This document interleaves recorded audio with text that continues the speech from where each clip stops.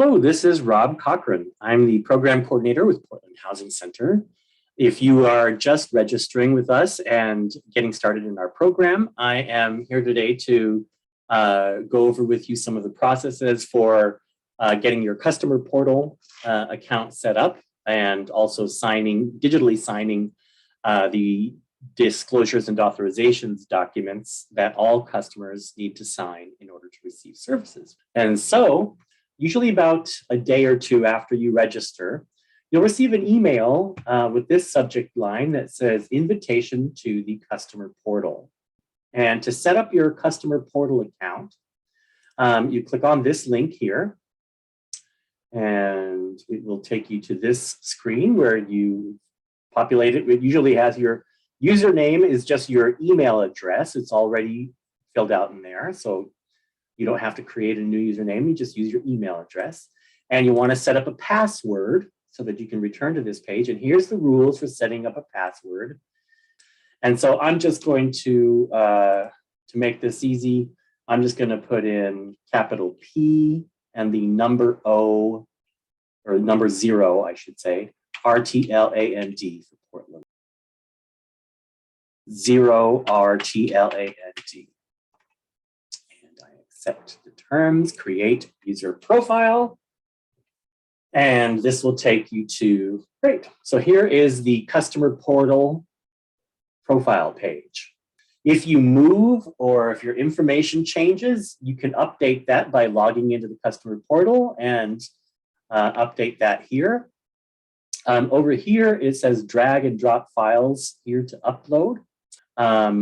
Up here is where you can schedule an initial counseling appointment with your home buying specialist. This would be if you've not met with a counselor before. If you have met with a counselor and have an established relationship with a home buying specialist, this is where you can schedule a follow-up counseling appointment. If you would like to sign up for the Home Buying 101 class that we do as a live Zoom, all-day Zoom class every other Saturday, you can click here to sign yourself up for one of those classes. And then down here is a list of the basic documents that we need you to provide at least a couple of days before your initial counseling appointment. We'll also need a list of your monthly expenses. We have a budget and spending worksheet, which you can download here as either a fillable PDF file or as an Excel spreadsheet that you can fill out, whichever one is easiest for you.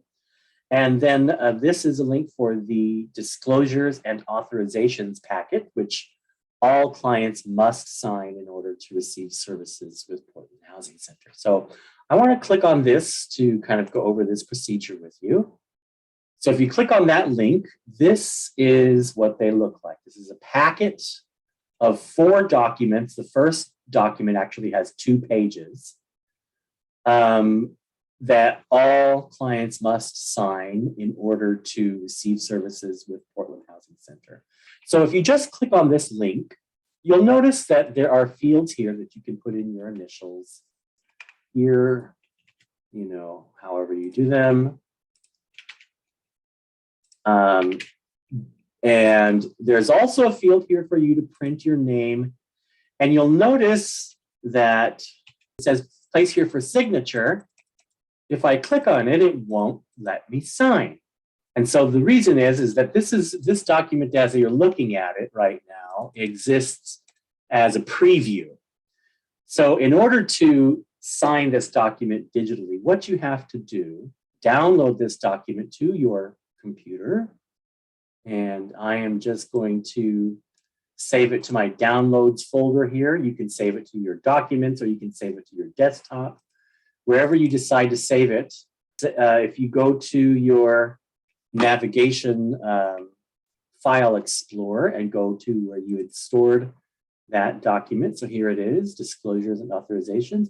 If you don't have Adobe Acrobat, you might need to download it. It's free. So here's the information that I put in before, right, where I was initialing, and now you'll see that I have the option to sign. And so I'm going to click on client signature.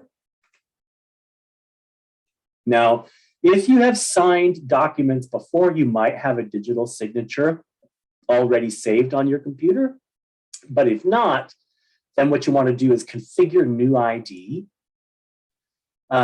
use a signature creation device. These are the options. Usually you just create a new digital ID. So that one is the one you want to check and hit continue. You want to save it to a file or save it to Windows Certificate Store. I just usually save it to a file and continue. This information, you can just leave that the way it is, digital signature. Then you click continue and you make a password. Remember this, we have to do this again. And remember this password. So make sure that you know what this password is because you're going to need it again in a moment. So I hit save, okay? And there it is, test client, that's the name of my, so I'm going to click on that and continue. And now this is what it's going to look like. It's going to have your name over here. It's going to show that you digitally signed it. And it's going to ask for your password. So you just put in the password that I just created. That's why it's important to remember and sign. Okay. And it's asking me to save this. Again, I save everything to my downloads folder. You might save it to your desktop or what have you. I save it there. And so there, now you'll see that it put my signature there. And then this is where your counselor will sign this document here as well and keep a copy of it in your folder. So once you've signed all of this, then you will go up here to save, and you can do save as, and you can save it again to your downloads folder or your documents or however, wherever you want to save it. But it's just important that you remember where you do this. And then you would just simply attach that to an email, or you can upload it to the customer portal. Since this document is just signatures, it doesn't actually contain any personal information, you're fine to just email this document to me, or you can upload it to the customer portal, whichever you like. You can also use this document to upload if you're signing up for any classes or appointments that require you to include this document when you schedule your appointments. This is the one that you would use for that as well. It's important to remember that these documents and things like that don't work too well with a cell phone or with a tablet. So it's best to do this from a computer, either a desktop or laptop computer. And preferably if you have Adobe Acrobat Reader, that is the program that's most widely used. Some people have other programs for PDF files, but that's what I would recommend. Again, my name is Rob Cochran. I'm the program coordinator here. If you have any questions, please feel free to give me a call or send me an email, and I will be glad to assist you. Thanks for your time today.